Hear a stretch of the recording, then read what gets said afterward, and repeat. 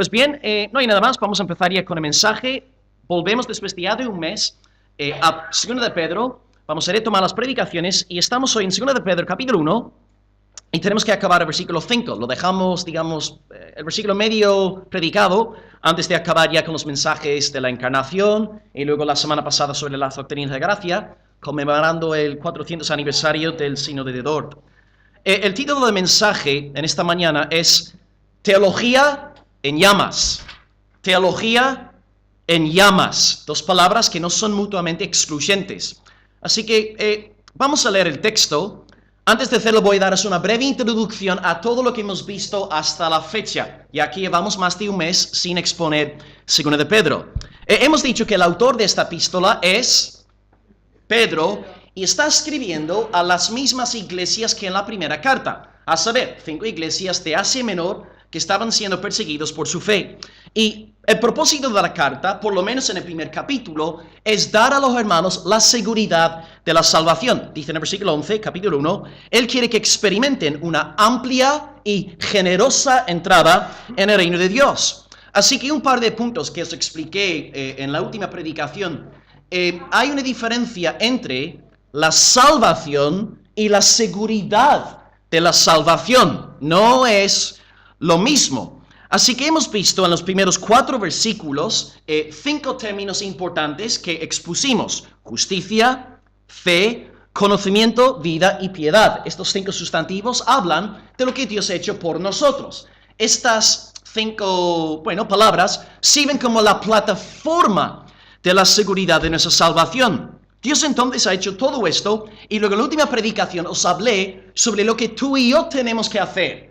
Ya que Dios ha hecho todo esto por nosotros, también tenemos que esforzarnos. Y en el último mensaje, a partir de este libro, os prediqué sobre la pereza. Pereza espiritual. Si tú quieres disfrutar de la seguridad de tu salvación, no puedes ser perezoso a nivel espiritual.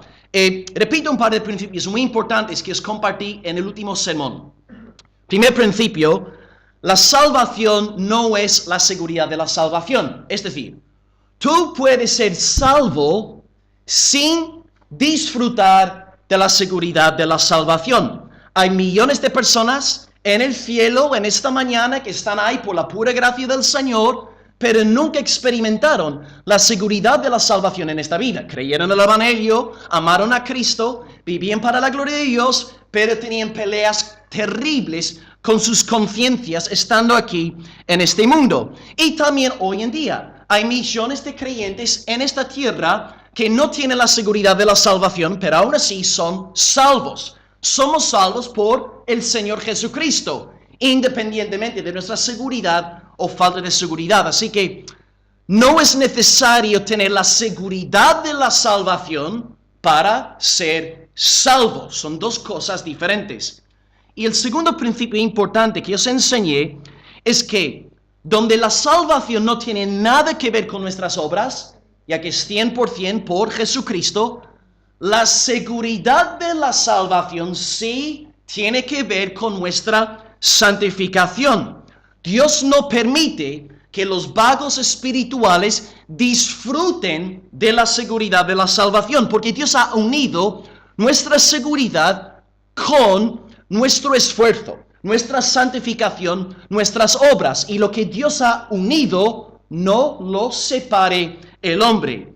Estos principios pues son vitales para desarrollar una vida cristiana saludable. Y a partir de hoy, del versículo 5 en adelante, Pedro va a compartir 7 pilares, que es casi como una lista de Gálatas 5, el fruto del Espíritu Santo. Pedro nos comparte 7 pilares, 7 virtudes que se tienen que ver constantemente en los que son salvos y están creciendo en la seguridad de su salvación. Así que vamos a leer el versículo 5 y tenemos hoy 2 puntos que son virtud y conocimiento. Virtud es la palabra más polémica de la lista y luego conocimiento. Así que si alguien podría leer por fin el versículo 5.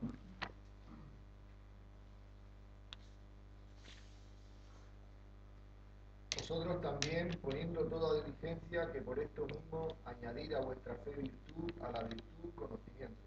Hasta ahí.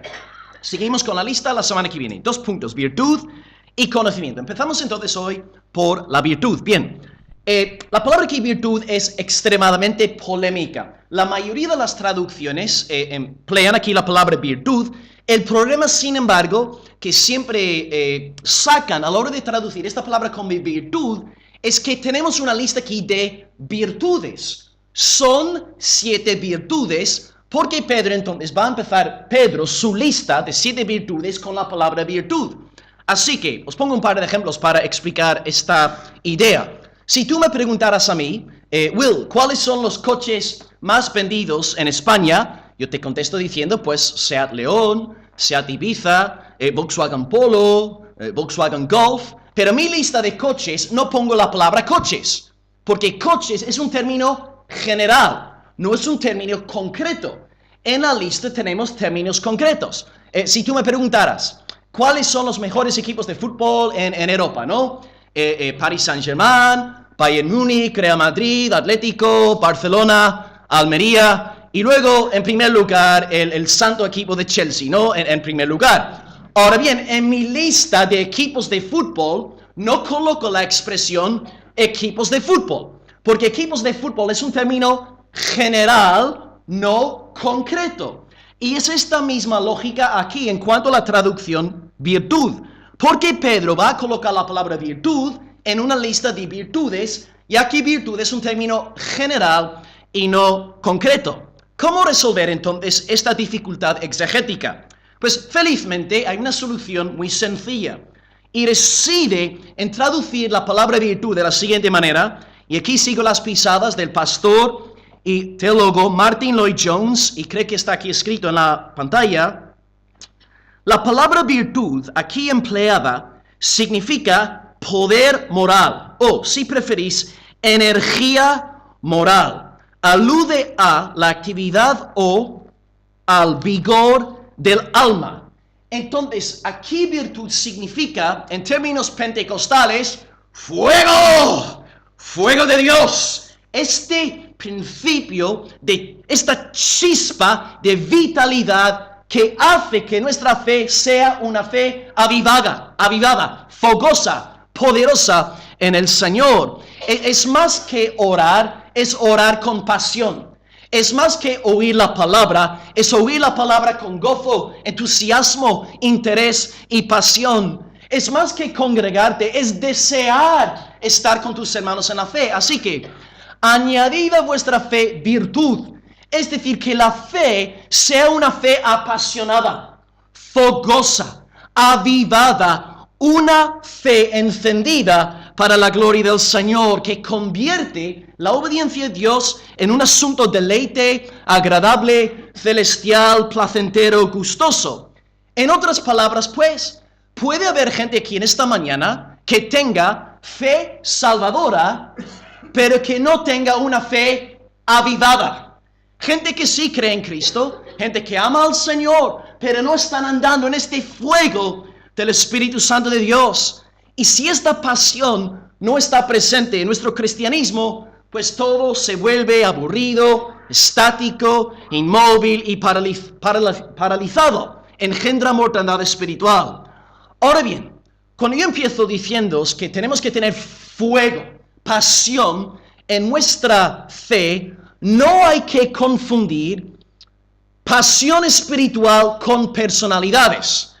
¿Qué quiero decir con esto? Aquí, hoy, hay muchas personas diferentes, como en cualquier iglesia. Y en cada iglesia hay gente más introvertida, más calladita, gente que pasa desapercibida. Luego hay gente aquí en esta iglesia que, aquí estoy yo, ¿no? Y son sociables, abiertos, hablan con hasta la pared, gente súper abierta. Pero una persona puede ser muy introvertida y tener más fuego de Dios que una persona súper abierta. No es un asunto de personalidad humana, es un asunto de fuego espiritual sellado en el alma. ¿Cómo puedes tú entonces saber si una persona realmente tiene fuego de Dios en su alma o no? Pues no juzgas según lo exterior. Acércate a una persona abierta, sociable, súper maja, y empieza a hablarle del evangelio. de Cristo, la belleza del Señor. Y si esta persona empieza a bostezar, no tiene fuego de Dios. Pero tú puedes acercarte a la persona más calladita de la iglesia y hablarle de Jesucristo. ¡Wow! Estás ahí 3 horas hablando con la hermana. Porque no es personalidad humana, es el corazón. Tienes tu fuego. Estás avivado, estás apasionado para la gloria del Señor. Gracias a Dios tenemos muchos ejemplos en la Biblia de gente encendida para la gloria de Dios. Tenemos en Números, capítulo 25, el ejemplo de Finés, un hombre celoso de Dios, y Dios estableció un pacto de paz con él por su celo para la gloria de Dios. Luego tenemos el rey Jehú en el segundo libro de Reyes, 10, versículo 16, y él exterminó la casa de Acab, el pagano, en celo por el Señor. Luego tenemos Jeremías, un profeta que no era un hombre súper abierto, súper extrovertido, era un hombre muy consciente de sus debilidades. Y dice la palabra de Dios en Jeremías 20, versículo 9, no quería predicar más, no quería ponerse detrás del púlpito para amonestar al pueblo, pero había en mí un fuego metido en mis huesos. Traté de resistirlo, mas no pude. Tenía fuego de Dios. Y luego en el Nuevo Testamento está el ejemplo de Pablo, el cual dice en Hechos 20, versículo 24, de ninguna cosa hago caso, ni estimo preciosa mi vida para mí mismo, con tal que acabe mi carrera con gozo y el ministerio que recibí del Señor Jesús para dar testimonio del Evangelio de la gracia de Dios. Palabras apasionadas de un hombre apasionado. No tienes que ser la persona más extrovertida, abierta, sociable de la iglesia para tener fuego del cielo. Pues te pregunto en esta mañana, a raíz de este primer vocablo, ¿tienes tú esta clase de fe avivada? ¿Hay pasión en ti por la gloria de Dios? ¿Sueñas con la fama del Señor? Los medios de la gracia te resultan atractivos, refrescantes. ¿Te encanta estar con la palabra, con el pueblo de Dios, en la presencia de la oración? ¿Cómo está hoy tu termómetro espiritual? ¿Hay vida en ti? No te pregunto si tienes fe. Si lleváis aquí años, seguramente creéis en el Señor. Te pregunto si tu fe tiene llamas, si tiene pasión, si tiene vida. Si no hay fuego en tu vida, si no hay celo, si no hay pasión, estoy seguro de que estás siendo negligente en alguna área de tu vida. Tal vez pecado, tal vez no estás tomando en serio tus deberes delante de Dios. Dios quiere que estés avivado. Quiere que tengas fuego, quiere que seas un creyente viviendo para su gloria con entusiasmo e interés.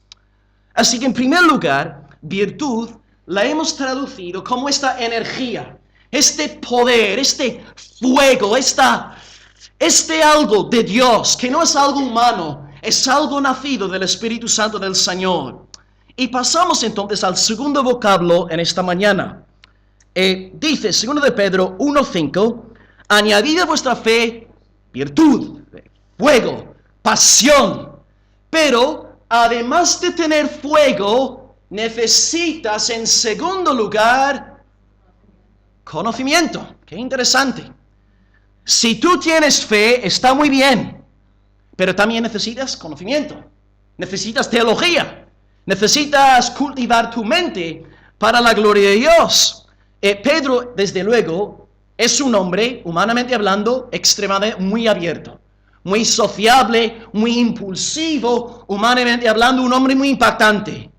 Pero Pedro tuvo que aprender que el fuego del Espíritu de Dios es un fuego regulado, controlado por el conocimiento de la palabra de Dios. Tristemente, vivimos en días en los que muchos piensan que si en un culto hay muchos gritos y fuego y energía, ahí está moviéndose el Espíritu Santo.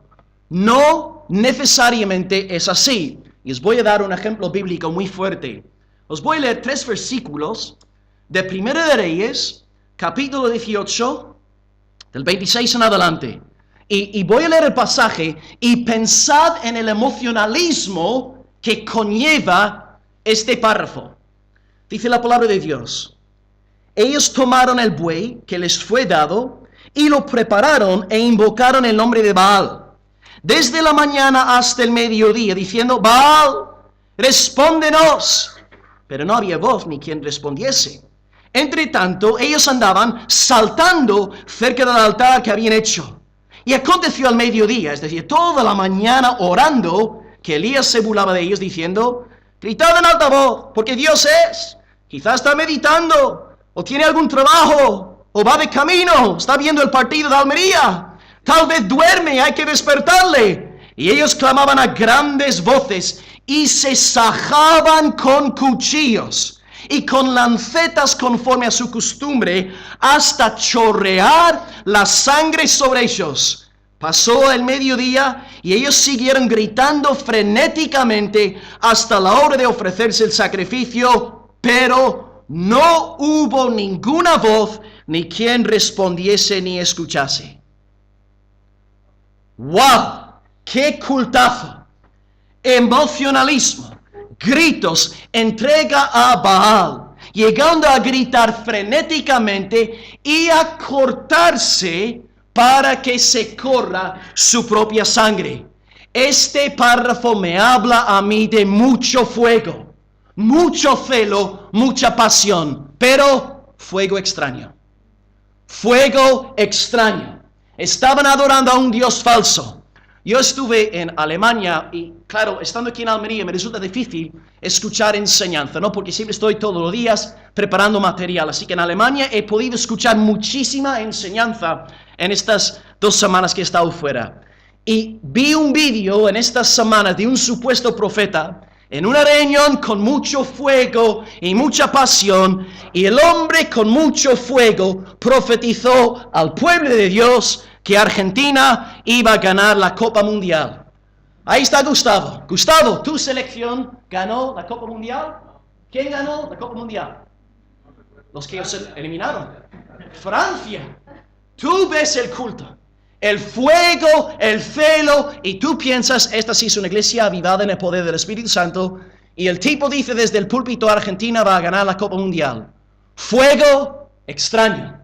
No celo conforme a la palabra de Dios. Y sucedió lo mismo en el Nuevo Testamento. Pablo dice en Romanos 10:2, los judíos tienen celo de Dios, pero sin conocimiento.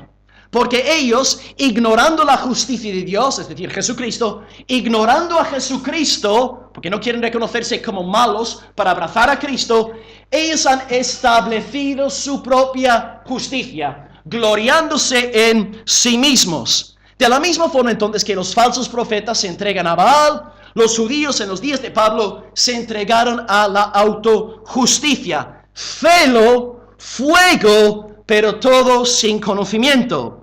Y este también es el gran pecado en nuestros días. Sal de la iglesia, dile a una persona ahí en la calle que es una mala persona y no te va a creer. Todos se creen buenos. No he matado a nadie, nunca he cometido adulterio, nunca he robado nada. Y se glorían en su propia justicia. Y si tú dudas de su justicia, ya verás con qué celo se defienden a sí mismos. Una vez más, celo sin conocimiento. El creyente entonces más sano no es aquel que ande siempre encendido, gritando frenéticamente. Es aquel que combina su fuego con la palabra de Dios, con conocimiento. De ahí el título de la predicación en esta mañana: Teología en llamas. Teología, conocimiento en llamas, con pasión, con fervor. La teología es tan necesaria como las llamas. Así que, según Pedro, si tú quieres crecer en la seguridad de tu salvación, hace falta fuego, pero también hace falta sana doctrina, teología, exposición bíblica. Lee los primeros 4 versículos de este libro. Están cargados de teología, de doctrina. Así que la teología y la doctrina es muy importante. Pedro pues no ve ninguna tensión entre fuego por el Señor y profundidad bíblica. Y todos mis héroes, ¿no? En la historia de la iglesia son hombres que han podido o sabido combinar estas dos cosas, ¿no? Martin Lloyd Jones, ¿no? Qué claridad en la palabra, qué celo por las cosas del Señor y luego con qué fervor oraba y buscaba a Dios. Amor más conocido aquí en España, ¿no? Charles Spurgeon, ¿no? A quienes todos amamos tanto. Qué profundidad en la Biblia, qué sabiduría, qué clase de conocimiento, pero a la vez con fervor y pasión y entrega. Aquí en España, por ejemplo, he oído a veces una frase, espero no ofender a nadie, pero a veces dicen, ¿no? En España, los pentecostales y carismáticos, claro, yo soy del mundo pentecostal, ¿no? Los pentecostales y carismáticos tenemos fuego, pero no tenemos Biblia. Y dicen, bueno, los bautistas y los hermanos tienen Biblia, pero no tienen fuego, ¿no?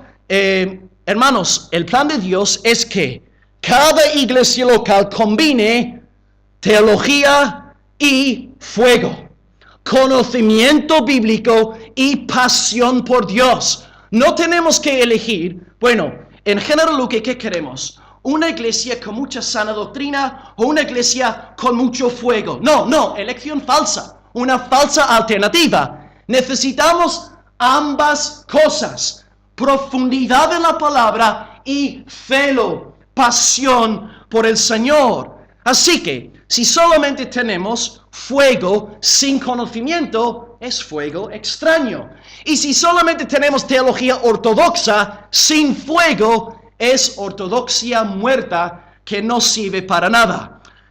Viviendo en la época en la cual vivimos, yo creo que hace falta más énfasis en la doctrina en nuestros días, sobre todo aquí en el occidente, donde la iglesia tiende a girar en torno a la subjetividad humana, nuestras emociones, yo, y tal vez en otra generación como pastor tendría que subrayar más el fuego, el celo, pero creo que en nuestros días estamos tan metidos en el fuego y necesitamos hacer hincapié en la doctrina. Os pongo un ejemplo de la historia del protestantismo para ejemplificar lo que os estoy enseñando.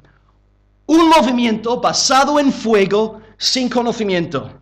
Me refiero a la famosa rebelión en Münster en Alemania, M-U-N-S-T-E-R, Münster, en 1534 al 35. El líder del movimiento se llamaba, pues no sé cómo pronunciar su apellido, se llamaba Jan, y su apellido se deletrea M-A-T-T-H-I-J-S.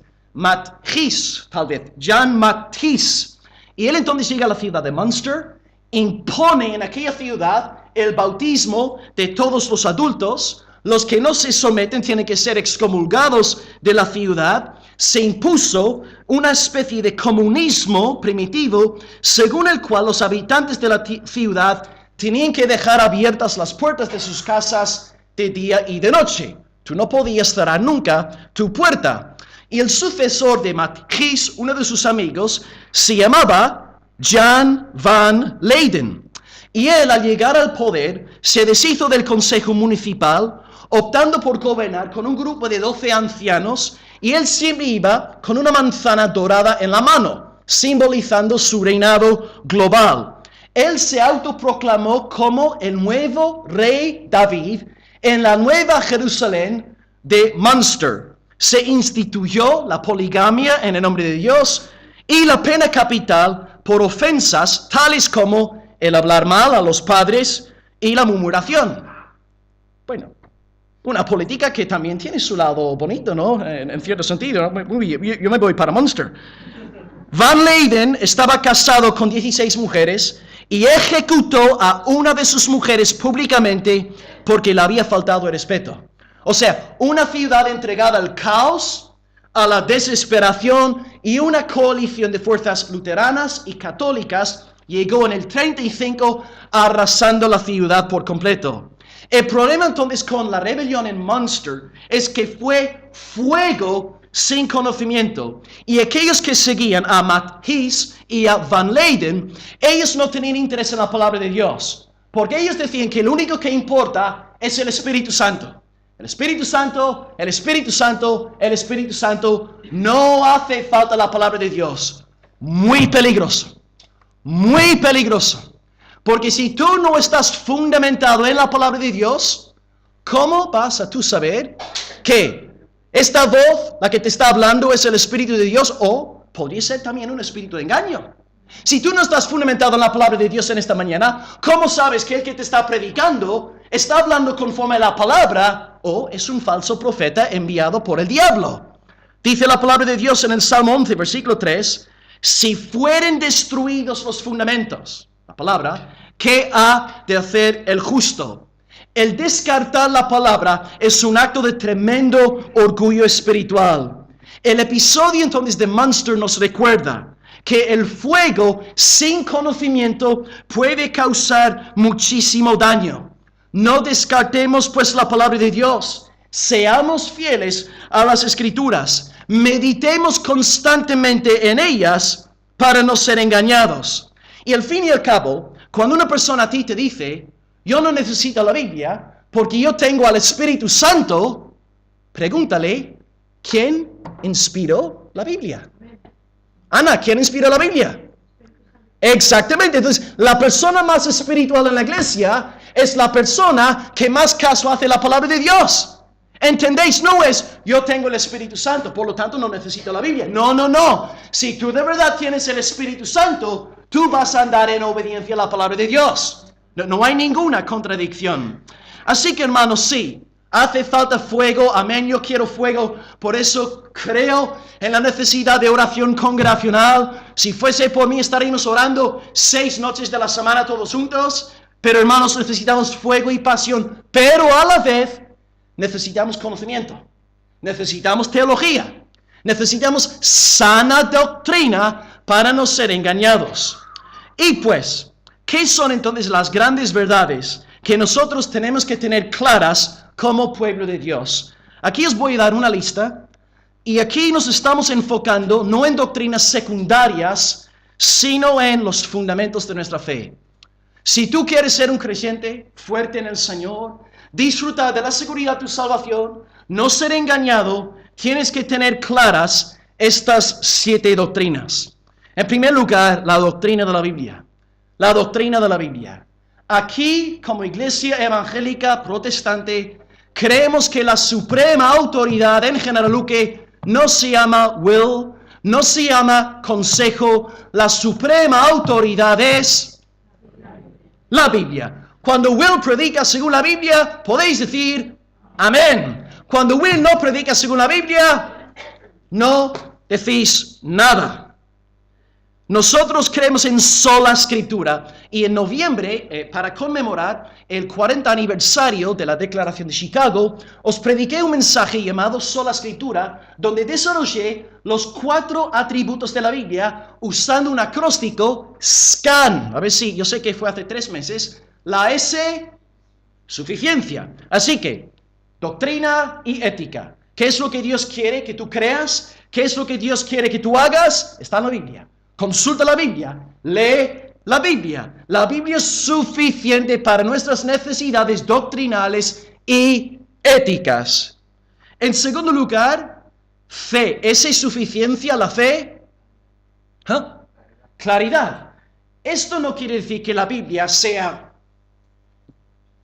del todo clara en todos los puntos, pero el eje central de la Biblia sí es clarísimo. Dios ha enviado a su Hijo con el fin de rescatar a pecadores. Aquellos que creen en Él recibirán la vida eterna. O sea, el eje central de la Biblia es tan sencillo que hasta un niño de 3-4 años puede entenderlo.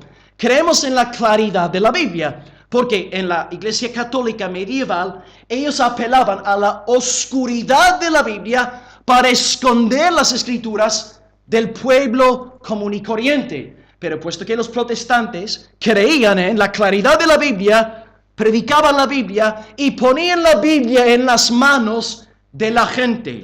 Esa es suficiencia. C, claridad. Alguien que no sea Robert diciéndome qué es la A.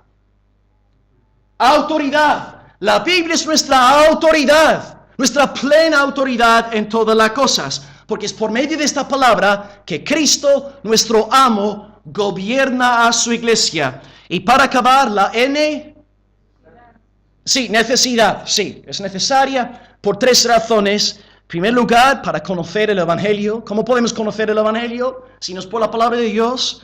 Segundo lugar, ¿cómo podemos crecer en nuestra vida espiritual? Es necesaria para nuestro crecimiento. Y luego también, 3, para entender y conocer la voluntad de Dios. No podemos conocer la voluntad de Dios a partir de la creación. Hace falta la Biblia. Así que para ser creyentes fuertes en nuestros días peligrosos, hay que tener claro que la Biblia es nuestra suprema autoridad en todo. Scan, suficiente, clara, autoritativa y necesaria. En segundo lugar, necesitamos una doctrina bíblica de Dios. El Dios del siglo XXI no es el Dios de la Biblia. Este Dios mariposita, osito de peluche, muñeca de Barbie, no es el Dios de las Sagradas Escrituras. ¿Qué tal una conferencia? No hay tantas conferencias y congresos hoy en día, pero ¿qué tal una conferencia dedicada exclusivamente al tema de los atributos de Dios? Un predicador que escuché en Alemania en estos días, creo que fue Paul Washer, dijo, ¿no?, que si hoy montáramos en la iglesia una conferencia dedicada a los atributos de Dios, el auditorio quedaría seguramente vacío.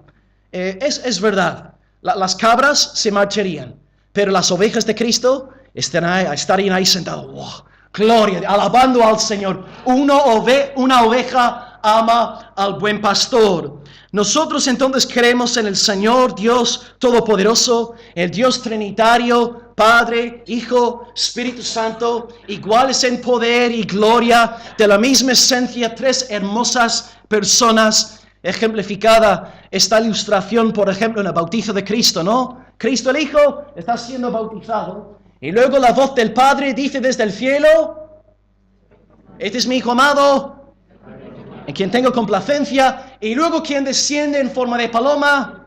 Dios el Espíritu Santo, ¿no? Jesús también dice en Juan 14, versículo 16, yo, el Hijo, rogaré al Padre y Él os dará. ¿Y quién es el Consolador? Espíritu Santo. O sea, nuestro Dios es un Dios trinitario. En tercer lugar, necesitamos también una doctrina clara del hombre. Esto lo estuvimos viendo el jueves en Agua Dulce y lo vimos hace un par de semanas también en Almería. El ser humano no es bueno. Lo que te van a decir en la universidad hoy en día es que el hombre no es malo, es la sociedad la que corrompe al hombre. Somos básicamente buenos, pero la sociedad nos corrompe. Pero la palabra de Dios nos dice, y creo que no sé si fue Chema o José Manuel, alguien que estaba a mi izquierda el otro día, somos malos desde la misma concepción, ¿no? Desde niños somos malos. Dice David, Salmo 51, versículo 5, que él fue concebido en pecado desde la mismísima concepción. Y por esta razón, no sé quién lo dijo, ¿no? Pero tú no tienes que enseñar a tu niño a hacer lo malo. Es que le sale de forma innata. Tú tienes que enseñar a tu niño a hacer lo bueno. Y algunos dicen, no, es que mi niño es muy bueno, es que fue al colegio y luego le influenciaron. Hay mucho. No. Tu niño era malo y fue al colegio y esta maldad que vio reforzó la maldad que ya llevaba dentro y tu niño aprendió a ser más creativo en su maldad. ¿Por qué es la sociedad una sociedad corrompida? Porque la sociedad está llena de individuos pecadores. Si no fuéramos corruptos, la sociedad tampoco sería corrupta. Y por esta razón, nosotros cuando predicamos el Evangelio, predicamos la mala noticia del pecado. Predicamos de nuestra corrupción y pecaminosidad. Esta mala noticia es necesaria para predicar el Evangelio. Porque si el hombre no fuera malo, ¿por qué vamos a predicar el Evangelio? ¿Por qué haría falta que la gente se arrepienta si todos somos buenos? El Evangelio empieza con la realidad del pecado del hombre. Necesitamos una doctrina bíblica del ser humano también. No ser engañados por los universitarios que también están encegados y no conocen a Dios. Número 4, oh gloria a Dios, mi punto favorito, ¿no? Estaría, si fuera por mí, predicando de este cuarto punto cada domingo hasta que no esté en la tumba. La doctrina de Cristo. La doctrina de Cristo. Cuando tú estás en una iglesia donde se hace hincapié en el pecado, tú aprendes a valorar a Cristo de una forma totalmente gloriosa. Porque es al ver tu propia corrupción que alabas a Dios por su salvación en Jesucristo. Doris me dijo el año pasado, hace muchos meses, que no podía encontrar una iglesia que predicase sobre el pecado. No podía encontrar un predicador que predicase sobre el pecado. Doris, tengo una buena noticia para usted. Usted es muy pecadora, pero está en Cristo, perdonada por su sangre. Gloria a Dios. Cuando sabemos que somos pecadores, yo, por ejemplo, cuando predico sobre el pecado, yo no lo hago con el fin de haceros daño.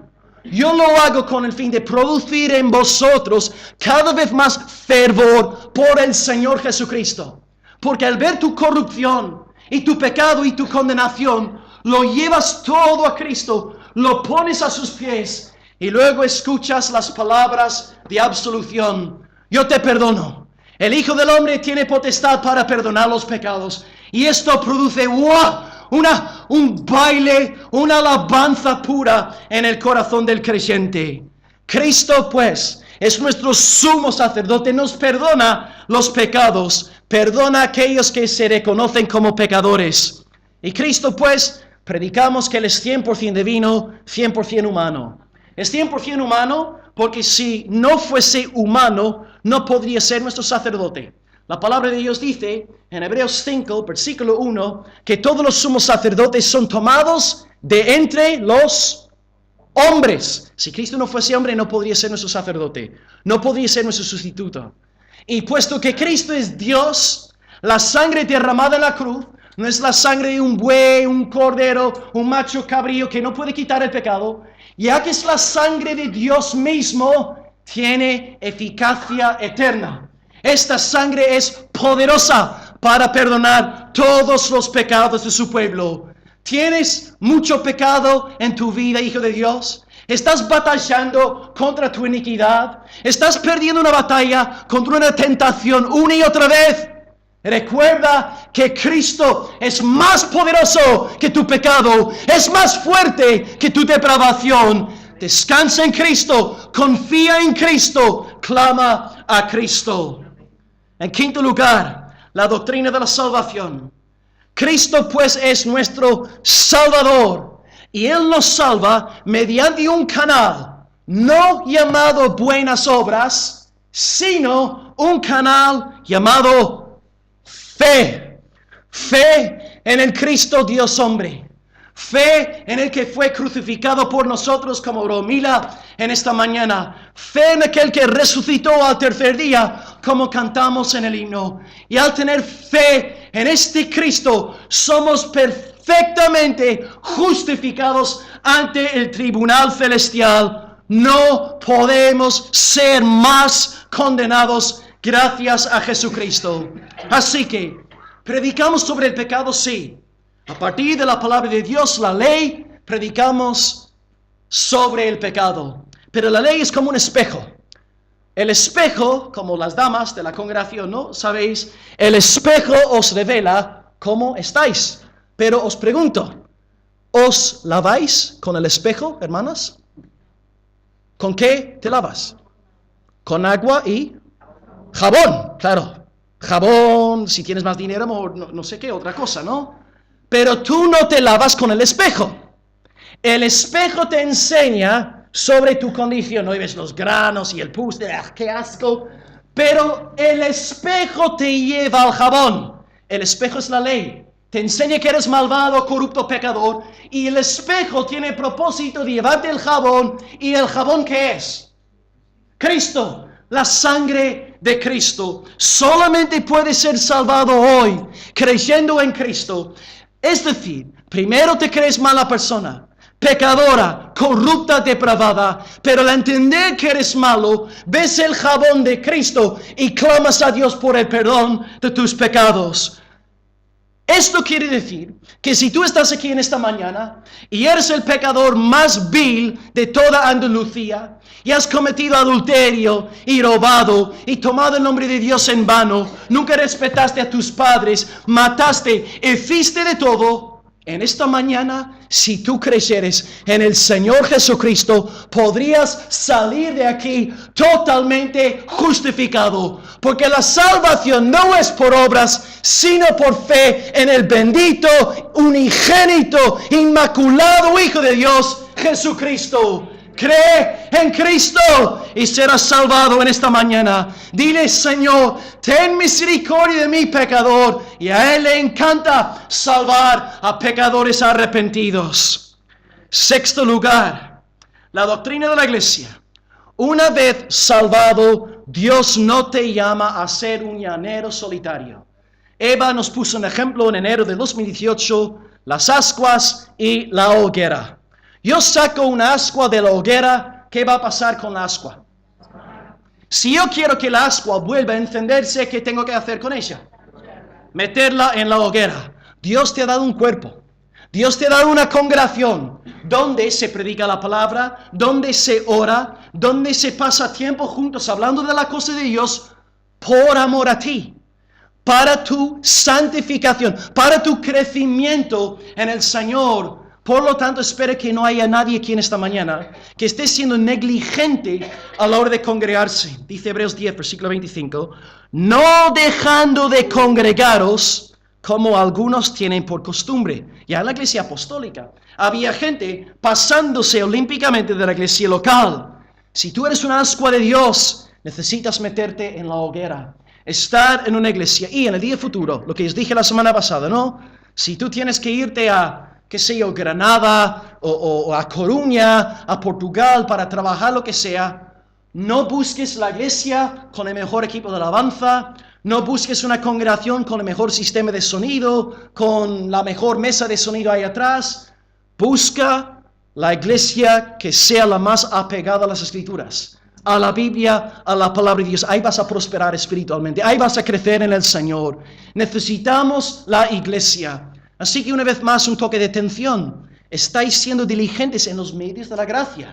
Los públicos, no seguramente los privados sí, pero estás siendo diligente en los medios públicos de la gracia. El congregarte todas las veces que puedas, el exponerte, estar con los hermanos, el orar juntos públicamente. Y en último lugar, número 7, para tener una fe robusta y sólida, necesitamos una doctrina de las últimas cosas.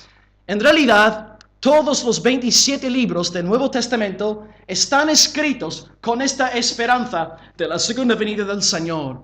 Y voy a citaros nuestra confesión de fe en la iglesia. Dice: creemos que Cristo ha de volver por segunda vez con el fin de recompensar a los suyos eternamente y de castigar a los pecadores eternamente.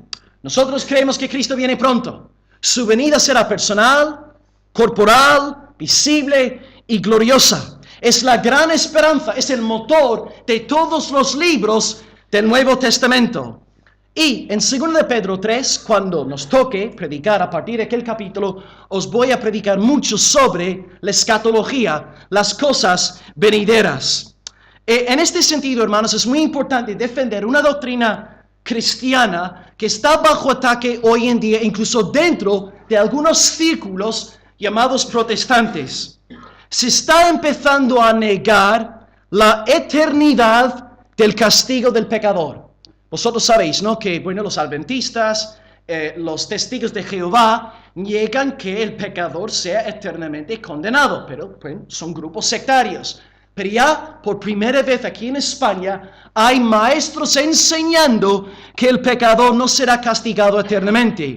Hay que entender que aquí aquellos maestros se están metiendo con la autoridad del fundador de la iglesia Jesucristo, el cual dijo textualmente en Mateo 25, versículo 46, estos irán al castigo eterno y los justos a la vida eterna. Es decir, si tú quieres negar que el castigo del pecador sea eterno, también tienes que ser coherente a nivel lingüístico y negar que la vida sea eterna.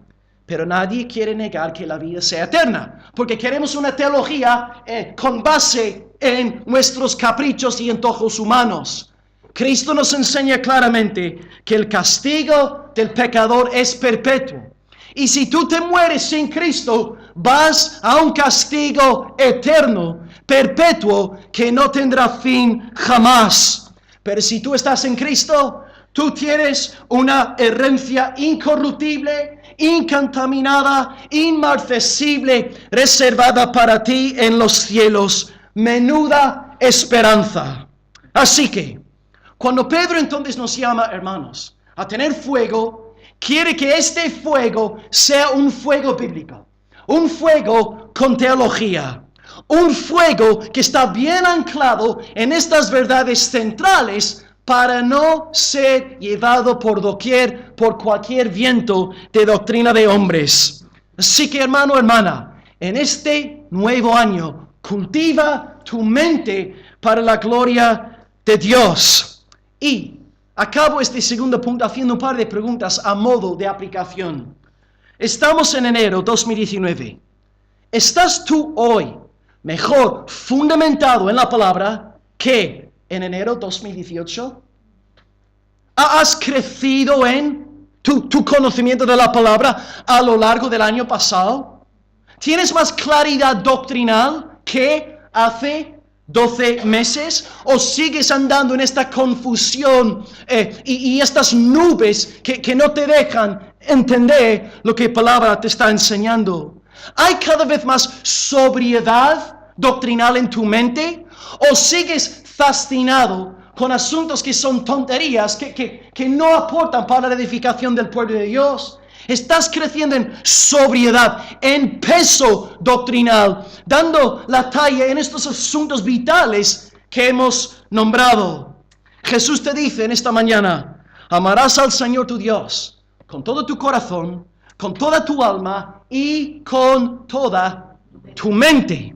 No cultivar nuestra mente, no someter nuestra mente a la palabra constantemente es pecado. Así que yo te animo en este nuevo año, hermano. Sí, yo oro, hermano. Yo oro por una iglesia aquí fogosa en General Luque, una iglesia sumergida en oración, una iglesia donde nos reunimos para clamar a Dios con celo y fuego. Amén. Pero también oro por una iglesia bien fundamentada en la palabra de Dios, para que estéis bien fuertes en el Señor, para no ser engañados. Enciende el internet, mirad lo que están enseñando online, hermanos. Si no estamos fundamentados en nuestros días, vamos a ser engañados. Así que, ¿qué es lo que necesitamos según Pedro? ¿Fuego o conocimiento? La respuesta de Pedro es los dos. Los dos. No se trata de tener una iglesia con mucho fuego y nada de conocimiento, ni una iglesia con conocimiento sin fuego. Hace falta una iglesia con fuego, con conocimiento. Y quisiera que aplicaras esta verdad a tu propia vida. En tu vida hay fuego, hay pasión. En tu vida hay crecimiento en la palabra. Hay más solidez doctrinal que el año pasado. Sigue creciendo para la gloria de Dios y para la seguridad de tu salvación. Acabo pues leyendo el versículo por última vez y una breve recapitulación de todo lo que os he predicado en esta mañana. La última cláusula del versículo 5 dice: añadid a vuestra fe virtud y a la virtud conocimiento. Hoy os he predicado sobre 2 puntos. En primer lugar, virtud. Expliqué que esta palabra quiere decir energía, poder, fuego. Necesitamos este celo santo para que nuestra fe no sea una fe moribunda. Así que, hermano, hermana, anda en el fuego del Espíritu Santo de Dios. Que tengas un espíritu contagioso. Y, recalco lo que dije antes también, los más abiertos de la congregación, los más sociables, no necesariamente son los que más fuego tienen de parte de Dios. Uno puede ser muy tímido y aún así tener mucha pasión por el Señor. Y en segundo lugar, os he predicado sobre el conocimiento. Empecé enseñándoos que es muy peligroso el fuego sin el conocimiento. Os cité aquel párrafo tan terrible, ¿no? De los falsos profetas de Baal. Mucho fuego, nada de conocimiento. Hablamos de los judíos, ¿no? Mucho conocimiento, mucho fuego sin conocimiento. Os puse el ejemplo de Munster. Mucho fuego sin conocimiento. Así que, hermanos, cultivemos este nuevo año conocimiento bíblico, creciendo en estas grandes verdades que hemos nombrado. La doctrina de la palabra, la doctrina de Dios, la doctrina del hombre, la doctrina de Cristo, la doctrina de la salvación, la doctrina de la iglesia, la doctrina de las últimas cosas. Dios nos ayude en esto para fomentar en nosotros una seguridad en la salvación, cada vez más crecimiento, y que Dios nos vaya bendiciendo de fe en fe, de poder en poder, de fuego en fuego, de conocimiento en conocimiento. Amén. Gloria al Señor. Vamos a orar a Dios y pedir que esto se haga real en nuestra congregación a lo largo de este año que ha de venir. Aleluya, Señor. Gloria a Dios, Señor. Aleluya, Padre. Aleluya, Señor. Señor, tu palabra es clarísima, es gloriosa, y tu palabra expuesta hace bien a los que son de ti, Señor. Hace bien a tus amadas ovejas. Y, Señor, seguro que hoy nos has ayudado a aclarar algunas dudas que hemos tenido en nuestra mente antes de venir hoy al culto, Señor. Padre, te damos gracias porque nos has dado la fe, este precioso don tuyo, Señor, que no merecemos. Pero, Señor, ahora que tenemos este don, nos llamas a ejercitarlo, a desarrollarlo, para que sea un músculo bien fuerte. Señor, en base a las dos cosas que hemos visto en esta mañana, queremos orar en primer lugar por una fe fogosa. Señor, no se trata, sabemos, de ser extrovertidos ni introvertidos, pero te pido que nos des pasión por las cosas que realmente importan. Quita nuestro corazón de hasta tonterías teológicas, hablando de cosas necias que no aprovechan, que no son sobrias, que no edifican, que no hacen bien a nadie, Señor. Y danos fuego por tu presencia y por las verdades que realmente importan. Dios, si hay hermanos aquí hoy que están descuidando los medios de la gracia, Señor, enciéndelos en esta mañana. Anímalos por medio de esta predicación en esta mañana. Eres un Dios tan lleno de gracia que incluso cuando estamos un poco apagadillos, vienes amonestándonos, hablándonos directamente al corazón. Señor, danos fuego del Espíritu Santo de Dios. No permitas que seamos una congregación apagada, aburrida, estática, muerta. Danos vida, danos celo, danos pasión por tu nombre como individuos y como congregación. Y, Señor, en segundo lugar, no queremos un fuego extraño. No queremos un fuego al estilo de Baal. No queremos un fuego al estilo de Munster. Señor, queremos un fuego con conocimiento. Señor, guárdanos de aquellos que nos están diciendo hoy que yo no necesito la Biblia porque tengo al Espíritu Santo. Señor, reprende a los falsos maestros, Señor, que están confundiendo a tu pueblo, y lleva a tu iglesia a una sana doctrina, a una ortodoxia bíblica, a convicciones claras y profundas en cuanto a estos temas que hemos tocado. Señor, permite que este año sea un año de crecimiento en el conocimiento de tu palabra. No permitas que seamos vagos a nivel mental. Ayúdanos a cultivar, a disciplinar nuestra mente para no ser engañado por Satanás, ni por falsos predicadores, ni por falsos hermanos. Dios, te pedimos por una congregación con fuego y con conocimiento. Danos teología en llamas para tu gloria y para la santificación de tu pueblo. Y sigo concediendo, Señor, a través de sus predicaciones, la seguridad de la salvación a aquellos corderos tuyos que están peleando en este sentido. Te damos gloria y gracias y cantamos a ti agradecidos al Señor Jesucristo. Y el pueblo de Dios dijo, amén. Gloria al Señor.